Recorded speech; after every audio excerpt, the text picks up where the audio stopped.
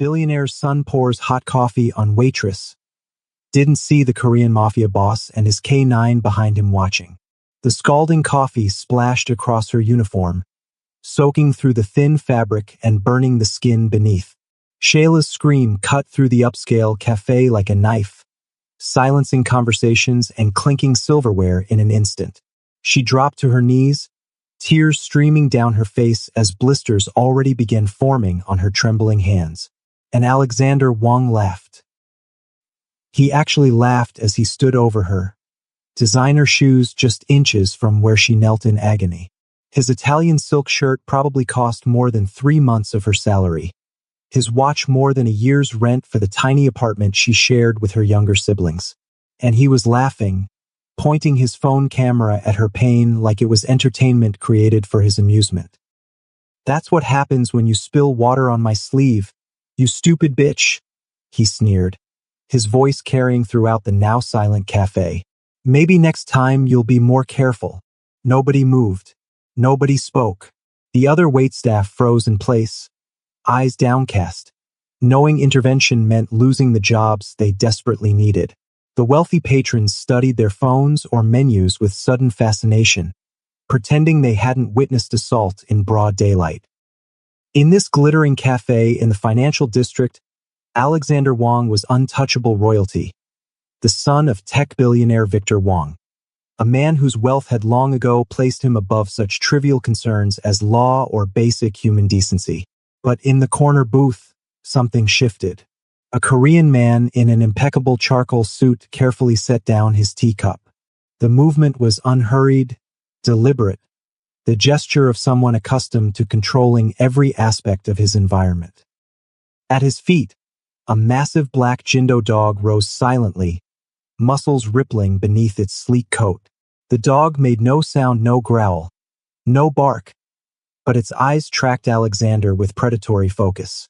The man's face betrayed nothing as he observed the scene.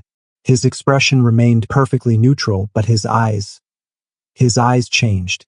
Something ancient and dangerous flickered behind them, a cold calculation that spoke of violence seen and violence delivered.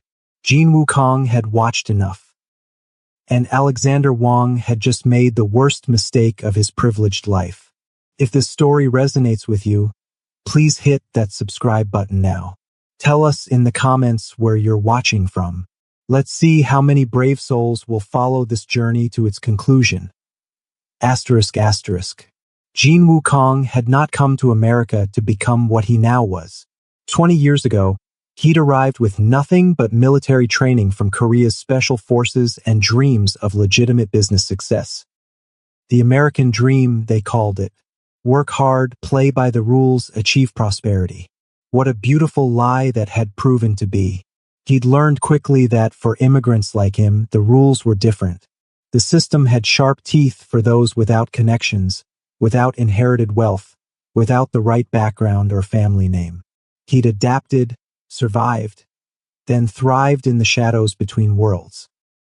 Now he controlled much of the West Coast's Korean business interests, both legal and otherwise. The Americans had a sanitized word for what he was: organized crime. In Korea, they call him Japuk, a leader in the complex network of Korean Mafia operating with ruthless efficiency wherever Koreans settled abroad. But Jin Woo preferred a simpler term: justice bringer. Because when the system failed people, as it invariably did, Jin Woo ensured balance was restored. Phantom, his Jindo, had been trained in Seoul's elite military K9 program before being deemed too aggressive for standard service. Jin Woo saw not aggression but loyalty in the dog's eyes when he'd rescued him from euthanasia. Phantom understood what humans often fail to grasp. In this world, protection required the capacity for controlled violence. As Jin Woo stood, buttoning his suit jacket with a single practiced motion, his mind was already categorizing Alexander Wang. Third son of tech magnate Victor Wang, Harvard dropout, Instagram celebrity, a young man whose existence was defined by extravagant displays of wealth and casual cruelty. His file in Jin Woo's mental catalog was thick with incidents whispered about but never prosecuted. Sexual assault allegations settled quietly, drunk driving charges mysteriously disappearing, even rumors of a hit and run covered up by his father's influence. Wang was 27 years old and had never faced consequences for anything in his life. Shayla was still on her knees, one of her co-workers finally rushing to help her up. Jinwoo recognized her now. She had been serving in this cafe for almost a year, always polite, efficient, her smile never quite reaching her eyes. Jinwoo knew that smile. It was the smile of someone who had learned to make herself small, unthreatening, invisible. The smile of someone who couldn't afford to offend. Now she was weeping silently as her angry red skin blistered under the bright cafe lights. "Call an ambulance," Jinwoo said, his voice carrying across the room despite its measured tone. His accent was still present after 2 decades in America, and he made no effort to hide it. "She needs medical attention." Alexander Wang turned, irritation flashing across his handsome face at this interruption to his performance.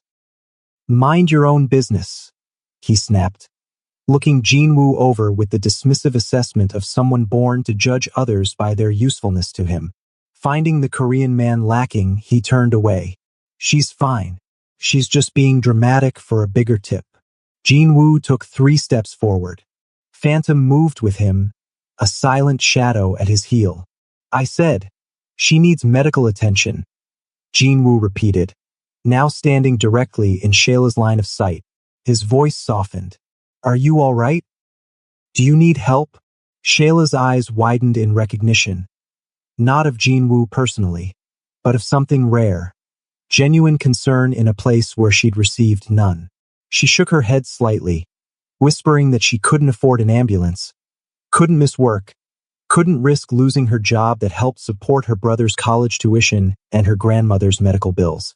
Alexander laughed again, the entitled chuckle of someone who found other people's struggles inherently amusing.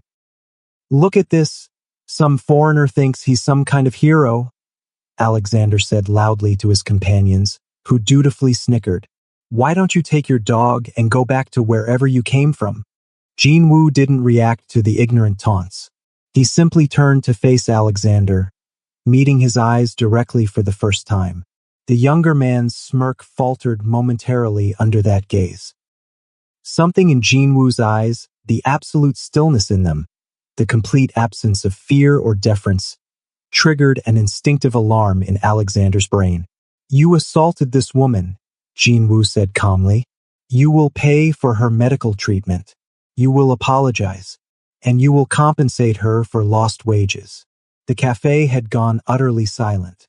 No one had ever spoken to Alexander Wang like this, with authority, with expectation of compliance. It was as foreign to him as respect for others. "Do you have any idea who I am?" Alexander recovered, incredulity replacing his momentary discomfort. Alexander Wang, 3rd son of Victor Wang. Net worth of approximately $8 million, though most of that is in a trust you cannot access without your father's approval. Jinwoo replied without hesitation. "Your car outside, the red Lamborghini with custom plates, is leased, not owned. You live in your father's downtown penthouse because you've been blacklisted by most luxury buildings for inappropriate behavior. You were asked to leave Harvard after a sexual assault allegation that your father paid $2 million to make disappear." Alexander's face had drained of color. "Who the fuck are you?" Jinwoo didn't answer. He simply pulled out his wallet and extracted a black credit card, handing it to the cafe manager who had finally approached. "Call an ambulance. Use this for the bill, and for any medical expenses she incurs." He turned to Shayla and added, "This man will not cost you your job or your health. You have my word." The cafe doors burst open as 3 large men in dark suits rushed in, Alexander's security detail, who had been waiting in the car outside. They quickly assessed the situation, moving toward their charge with professional efficiency. "Mr. Wang, is there a problem here?" The largest one asked, positioning himself between Alexander and Jinwoo. Jinwoo didn't move. Neither did Phantom. The dog hadn't made a sound, but its posture had shifted subtly, weight balanced on its haunches. Ready. "This guy is threatening me," Alexander said, confidence returning with his security present. "Get rid of him." The head security man sized up Jin Woo, taking in the perfect cut of his suit, his composed demeanor, and the unusually disciplined dog at his side. Something in his professional assessment gave him pause. "Sir, I'm going to have to ask you to leave," he said to Jin Woo, but without making any move to touch him. Jin Woo nodded once. "I was finished anyway." He turned back to Shayla. "My name is Jin Woo Kong. Here is my card. Call me when you are released from the hospital." As Jin Woo walked toward the door, Phantom at his heel, the cafe door opened again. 2 uniformed police officers entered, surveying the scene. "We received a call about an assault," the first officer said. The cafe manager looked nervously between Alexander and the officers. "There was a misunderstanding. A waitress spilled coffee." "She burned herself with coffee," Alexander corrected smoothly. "Clumsy. Nothing to see here, officers." The policemen recognized Alexander immediately. Of course they did. His face was on society pages, on billboards promoting his father's companies, on gossip sites documenting his exploits. "Mr. Wong, sir. Everything all right here?" The deference in the officer's tone was unmistakable. Jin Woo paused by the door, observing this exchange with cold assessment. Then he reached into his jacket pocket and removed his phone. He dialed a number from memory and spoke briefly into it, his voice too low for others to hear. 30 seconds later, the lead officer's radio crackled. He listened, his expression changing from confusion to concern. He glanced at Jin Woo with new wariness. "Mr. Wong will need to take statements about this incident," he said, his tone now professionally neutral. "Are you kidding me? Do you know who my father is?" Alexander's voice rose in indignation. "Yes, sir, I do. But we still need to follow procedure." The officer's eyes flicked to Jin Woo again. Jin Woo allowed himself the smallest of smiles as he walked out the door, knowing that his reputation had just preceded him. The connection had been made. The officers now knew that Jin Woo Kong was not someone whose involvement could be ignored, even when a Wong was involved. As he climbed into his black Mercedes, Jin Woo heard Alexander's parting threat float through the cafe door. "You'll regret this, whoever you are. Nobody crosses me." Such hollow threats from a man who had never had to back up his words with action. Jin Woo had heard similar threats from men far more dangerous than this spoiled child. Most of those men were now dead or wished they were. This story is just beginning to unfold. If you believe the powerful should be held accountable, hit that like button now. Subscribe to see justice served in ways you never expected. Asterisk asterisk. The Wong family empire had not been built through innovation alone. Victor Wong, Alexander's father, had emigrated from Taiwan in the 1980s with legitimate technological brilliance, but also a ruthless understanding of power. His semiconductors revolutionized computing, but it was his willingness to crush competitors, exploit regulatory loopholes, and leverage political connections that built his $17 billion fortune. Jin Woo knew all of this because he made it his business to know everything about those who wielded power in his territory. Knowledge was survival. Knowledge was leverage. Knowledge was power of its own kind. What Jin Woo discovered in the days following the cafe incident, however, made his blood boil with a cold, focused rage he hadn't felt in years. The Wong Industries factory on the outskirts of the city employed predominantly working-class people, and those from marginalized communities, people desperate enough to accept punishing working conditions and substandard pay. People whose economic vulnerability made them easy targets for exploitation. People like Shayla. Shayla's burns were second degree across both hands and wrists.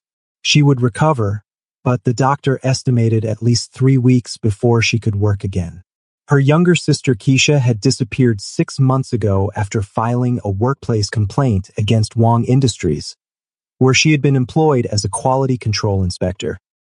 The police had investigated perfunctorily before classifying Keisha as a runaway, suggesting she had probably moved to another city or was living with a boyfriend somewhere. Shayla didn't believe this. Neither did Jean Woo. They threatened her, Shayla told Jean Woo from her hospital bed, her bandaged hands resting uselessly on the white sheets. A man came to our apartment. He said she should withdraw her complaint about the chemicals making workers sick. She refused. Her voice broke. The next day, she didn't come home. Jean Woo sat beside her bed, perfectly still as he absorbed this information. Phantom lay at his feet, equally motionless but missing nothing. "Why didn't you go to the police with this information?" he asked, though he already knew the answer. "The man who threatened her showed us a police badge," Shayla whispered. "He said they could plant drugs in our apartment, that they could arrest our little brother if we caused trouble. Our grandmother depends on us. We couldn't risk it." Jean Woo nodded once. It was an old tactic, using a family's vulnerability as leverage. He had seen it before, had experienced similar threats himself 2 decades ago, when his own parents and sister still lived outside Seoul. The difference was that Jean Woo had fought back, had built his own power base, had ensured that those who threatened his family learned the true meaning of consequences. This connection, this echo of his own past, sealed Alexander Wong's fate. It was no longer about coffee or burns or public humiliation. It was about a system that allowed the powerful to prey on the vulnerable without fear. It was about the Wongs of the world believing they owned the lives of people like Shayla and her sister. It was about drawing a line that even billionaires couldn't cross. Jean Woo had not built his organization to become what he despised. He had built it to protect those the system failed, to balance scales that were designed to remain perpetually unbalanced. He stood, adjusting his cuffs with precise movements. "I will find your sister," he told Shayla, "and I will ensure the Wongs never harm another person like this." "They're too powerful," Shayla whispered. "Everyone says Victor Wong owns half the city. The police, the judges, even some politicians." Jean Woo allowed himself a rare, cold smile. "I own the other half." As Jean Woo left the hospital, his phone buzzed with a message from his security team.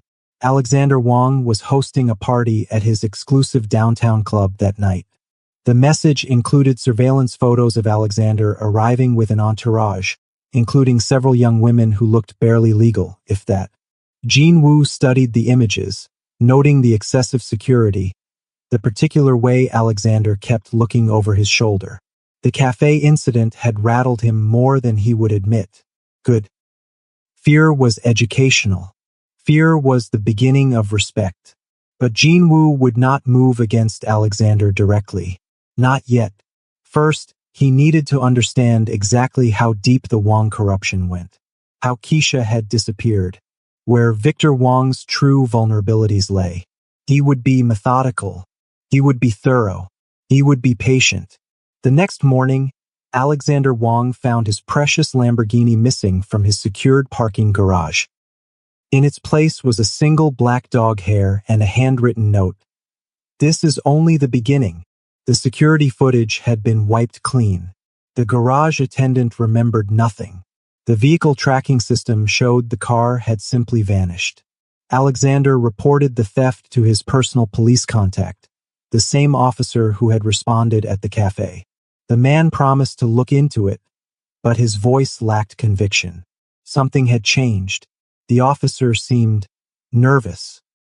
When Alexander called his father to complain, Victor Wong was uncharacteristically short with his son.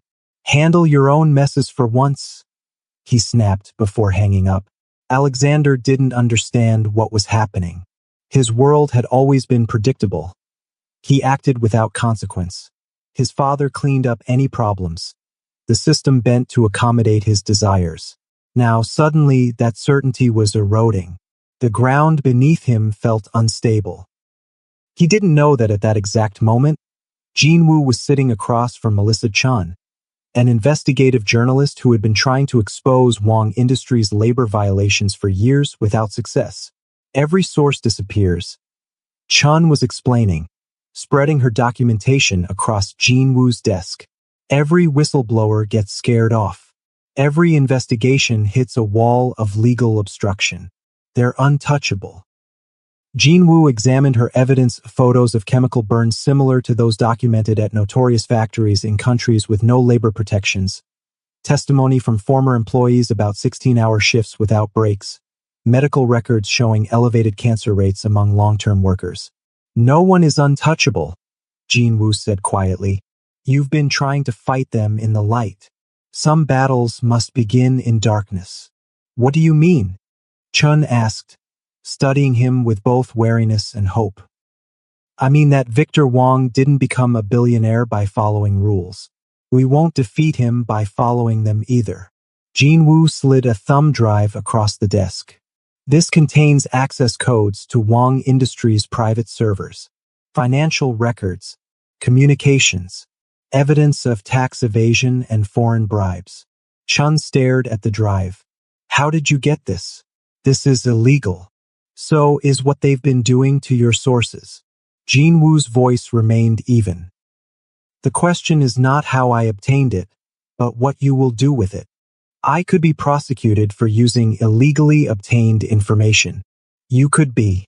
But first, they would have to admit these records exist. And doing so would confirm their authenticity. Jin-woo leaned forward slightly. Sometimes, Ms. Chun, justice requires courage. As Chun left with the drive hidden securely in her shoe, Jin-woo received another message. His contacts had located a Wang Industries warehouse that didn't appear on any official records. Power usage suggested significant activity, but no business was registered at that address. That night, Jin-woo personally led a team to reconnoiter the warehouse. Phantom moved silently ahead, his training making him virtually invisible in the darkness. The security was extensive but focused outward, designed to keep people from escaping rather than preventing entry. Jin-woo's suspicions deepened. They disabled the perimeter alarms with practiced efficiency and entered through a service door. The interior was divided into sections. The front appeared to be a legitimate electronics assembly operation. The back, separated by a reinforced door with biometric security, was something else entirely. When they finally breached that door, Jin-woo's expression didn't change, but his hands curled into fists at his sides. 37 women and men worked at assembly stations, their movements mechanical with exhaustion. Sleeping pallets lined the walls.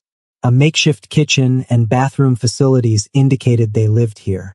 Armed guards patrolled the space. The workers didn't even look up at the intrusion, their spirits broken by whatever threats or violence had reduced them to this state.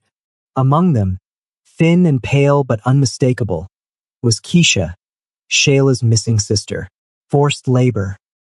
In America, in this gleaming modern city, the Wang family had recreated the sweatshop conditions of the darkest corners of the global economy. Jin-woo gave hand signals to his team.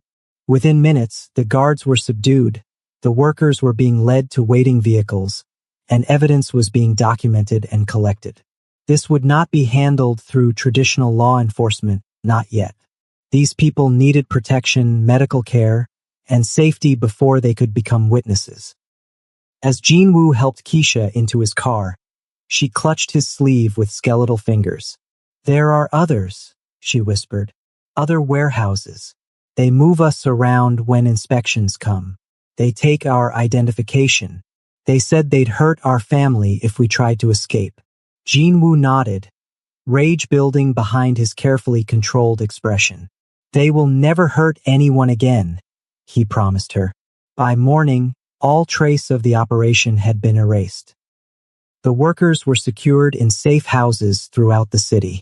The evidence was being compiled, and Jin-woo was preparing for war. The first strike came from an unexpected direction. Melissa Chun published her exposé, backed by the internal Wang Industries documents, revealing decades of financial crimes, environmental violations, and labor abuses. The story was picked up by national outlets. Wang Industries stock plummeted 15% in a single day. Victor Wang issued immediate denials and threatened lawsuits, but the damage was done. Government agencies that had long looked the other way now faced public pressure to investigate. Politicians who had accepted Wang donations suddenly found reasons to distance themselves. The second strike was more personal. Alexander Wang woke to find his penthouse infiltrated overnight. Nothing was taken, but something was left. Photographs of him with underage girls, evidence of drug use, recorded conversations revealing casual admissions of assault. These were placed on his breakfast table alongside a cup of steaming coffee and another note. Your father cannot protect you from what comes next. Alexander's panic was complete. He tried calling his security team, but no one answered. He tried his father, but the call went to voicemail. He tried the police contact, but a different officer answered, informing him that his usual contact had been placed on administrative leave pending an internal investigation. For the first time in his privileged life, Alexander Wang felt truly alone. That afternoon, Jin Woo received a call from Victor Wang himself. I don't know who you are or what you want. Victor's voice was controlled but strained. But you're playing a dangerous game. This is not a game, Jin Woo replied. This is consequence. Name your price. Everyone has one. Not everyone, Mr. Wang. Some of us still believe in principles. Principles? Victor scoffed. You break into my properties, threaten my son, steal my proprietary information, and talk about principles? I talk about people held captive in your warehouses. I talk about workers exposed to toxic chemicals without protection. I talk about families threatened and exploited because you believe they are powerless. The silence on the other end of the line stretched for several seconds. What do you want from me? Victor finally asked, his voice quieter now. Justice. Don't be naive. What does that mean in practical terms? It means I want everything, Mr. Wang. Your empire, your freedom, your son's accountability, the safety of every person you've exploited. And I will have it all. Jin Woo ended the call and turned to his lieutenants.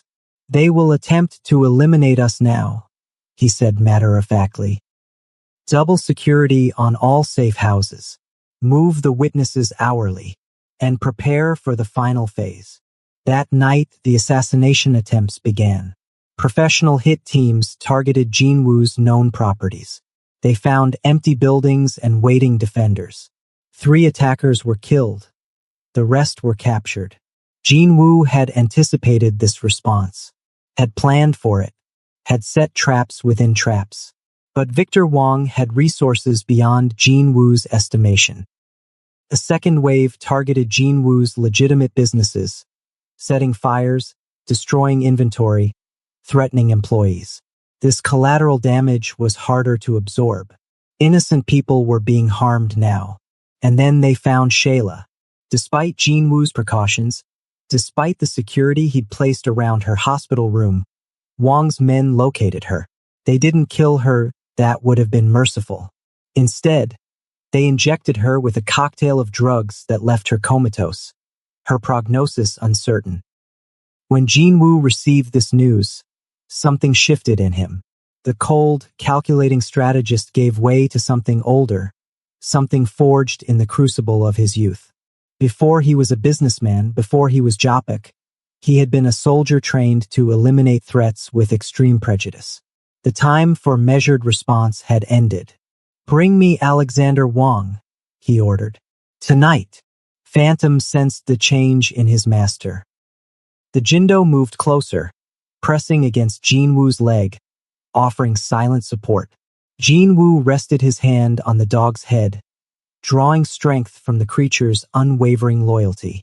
We finish this now, he told Phantom softly. Alexander was extracted from his panic room with embarrassing ease. The state-of-the-art security system proved inadequate against Jin Woo's specialists. The young billionaire was found huddled in a corner, reeking of expensive whiskey and cheap fear. He was brought to Jean Wu's private office blindfolded and terrified. "Please," Alexander sobbed when the blindfold was removed. "My father will pay anything. Millions, billions, whatever you want." Jean Wu studied him from behind his desk, Phantom sitting alertly at his side. "Do you remember Shayla Johnson?" Jean Wu asked quietly. "Who?" Alexander's confusion was genuine. "The waitress whose hands you burned with coffee. The woman whose life you destroyed for your momentary amusement." "The waitress? This is about a fucking waitress." Alexander's fear momentarily gave way to incredulity. "Do you know how much money my family has? We could buy and sell thousands of waitresses." Jean Wu didn't respond immediately. He simply pressed a button on his desk. A screen descended from the ceiling, displaying footage from the warehouse raid. The workers' haunted faces, the deplorable conditions, Keisha's emaciated form. "This is about much more than one waitress, Mr. Wong. This is about hundreds of lives your family has destroyed. This is about a system that allows the wealthy to treat humans as disposable resources." Alexander stared at the footage, his expression morphing from confusion to horror as understanding dawned. "I didn't know about that," he whispered. "That's my father's business. I just party and pour coffee on innocent people, and assault with impunity, and consume the wealth generated by suffering without ever questioning its source." Jean Wu's voice remained level, but his eyes burned. "Ignorance is not innocence, Mr. Wong. Not when you benefit from the suffering." "What are you going to do to me?" Alexander's voice cracked. Jean Wu stood and walked around his desk. Phantom followed, silent but watchful. "I'm going to give you a choice. The choice your victims never had." Jean Wu laid 3 items on the desk in front of Alexander. A gun, a USB drive, and a legal document. "Death by your own hand, or complete testimony against your father's operation, with evidence, or transfer of your entire inheritance to a foundation for the victims." "You can't be serious." Alexander looked between the items in disbelief. "I'm always serious, Mr. Wong. Unlike you, I understand the weight of consequence. My father will kill me if I testify against him. Then you understand something of the fear your victims lived with every day." Jean Wu stepped back, giving Alexander space to consider his options. Phantom sat between them, his amber eyes fixed on the young billionaire with predatory assessment. "How do I know you'll let me go if I choose to sign or testify? You don't. Trust is earned through action, not guaranteed by promises. But I give you my word, cooperate, and you will live. Your life will change irrevocably, but it will continue." Alexander stared at the items, his hands shaking. For the first time in his life, no amount of money or influence could shield him from his choices. No father would sweep in to clean up his mess. No system would bend to accommodate his privilege. "Why are you doing this?" he whispered. "Because someone must. Because there must be limits to power. Because in this world, there are those who consume and those who are consumed, and the balance has tipped too far." As dawn broke over the city, Jean Wu's phone rang. It was Victor Wong. "Where is my son?" The elder Wong's voice was ice. "Making the first meaningful decision of his life," Jean Wu replied. "If you harm him, he is safer with me than he ever was with you. Your parenting created a monster, Mr. Wong. I'm offering him redemption." "You'll never win this," Victor growled. "I have judges, politicians, law enforcement." "Had," Jean Wu corrected. "Past tense. Check your news feeds, Mr. Wong. The federal indictments are being unsealed as we speak. Your offshore accounts have been frozen. Your board of directors is calling an emergency meeting to remove you. Your empire is crumbling." The silence on the other end was profound. "You still don't understand who I am, do you?" Jean Wu continued. You saw me and made assumptions. You thought I could be intimidated through conventional means. But I am not conventional, Mr. Wong. I am the consequence of a system that forces good people to become something else to survive. What do you want from me? Victor's voice had lost its edge of confidence. I want you to come alone to your main factory at noon. I want you to see what your greed has created. And I want you to face your victims. When Jinwoo hung up, he turned to find Alexander staring at him, the legal document in his trembling hands.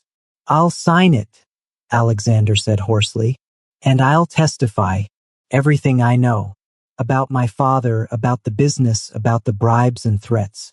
Everything. Jinwoo nodded once. Then your journey to redemption begins today. At noon, as instructed, Victor Wong arrived alone at his factory. Instead of Jinwoo, he found federal agents, state police, and a crowd of media. Alexander was there too, flanked by protective officers, his face haggard but determined as he publicly turned against his father. Jinwoo watched from a distance as the empire fell. Victor Wong, handcuffed and raging, was led to a police vehicle.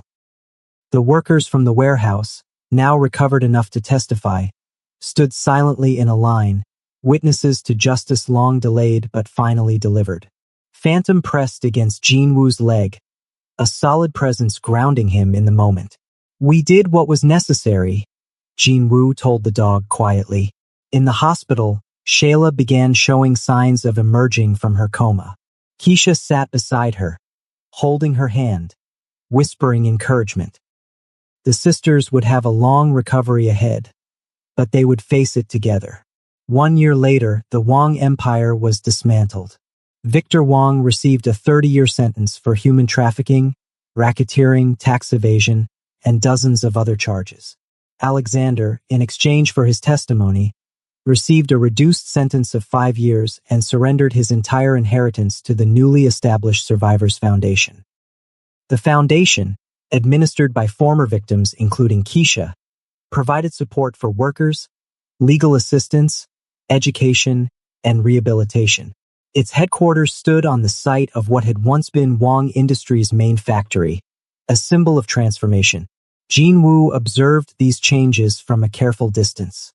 His own organization had evolved, focusing more on legitimate protection and less on activities that operated in gray areas of the law. He hadn't become a saint. The world still required guardians willing to step into darkness when necessary, but he had found a better balance. In his private office, with Phantom lying contentedly at his feet, Jinwoo examined a news article about the Foundation's latest initiative, a program training service dogs for trauma survivors, with Shayla as its director. The photograph showed her smiling, her once burned hands now strong enough to hold a leash connected to a black Jindo puppy, Phantom's offspring. Jinwoo allowed himself a rare smile. In a world of blurred lines between justice and vengeance, between protection and power, he had found his purpose. He would continue to walk the edge between light and shadow, between legitimate business and necessary intervention, between the man he had been forced to become and the man he aspired to be. The powerful would always exist. The vulnerable would always need protection. And Jinwoo Kong would always be watching from the corner booth, ready to rise when others remained seated, ready to act when others looked away. 2 worlds will always exist, he told Phantom as he folded the newspaper. The world of those who believe might makes right, and the world of those who know that true strength lies in defending others. He reached down to scratch behind the dog's ears. We may walk in shadow, but we do so to protect those in the light. In downtown, at that same cafe where it had all begun, Shayla served customers with steady hands and a genuine smile. She wore a management pin now. The cafe had been purchased by an anonymous investor and transformed into a worker-owned cooperative. No one treated the staff as disposable anymore. And in a corner booth, Jinwoo occasionally sat, drinking his tea, watching over a small piece of the world he had helped to balance. Not as a savior, not as a conqueror, but as someone who understood that true power meant ensuring others could stand on their own. Some debts can never be repaid, he once told Shayla when she tried to thank him. Some actions require no thanks. We do what is right because it is right, not because of what we receive in return. She had understood. They both knew what it meant to live in a world of transactional relationships, where everything and everyone had a price. They both knew the value of something freely given. And in this understanding, a unique alliance had formed not of culture or background, but of shared principles, of recognizing that justice, true justice, required both the light of public accountability and sometimes the shadows where Jinwoo operated. You changed everything, Keisha told him during a foundation board meeting. Jinwoo shook his head slightly. You changed everything. I merely removed obstacles. But both knew the truth was somewhere in between. Change required courage from all sides, the courage to stand up, to speak out, to fight back.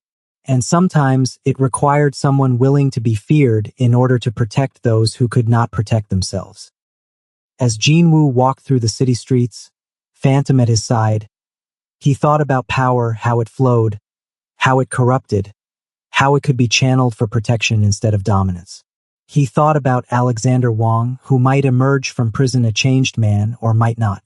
He thought about Victor Wang, whose empire of exploitation had been built on the belief that some lives mattered less than others.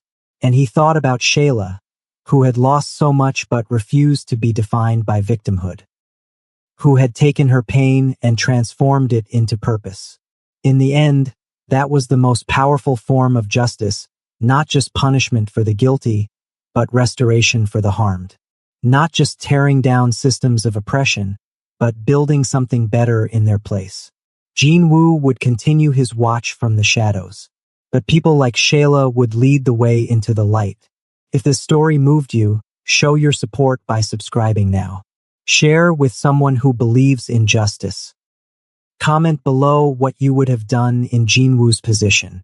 Remember, sometimes the most dangerous person in the room isn't who you expect. It's the quiet one watching everything. ***.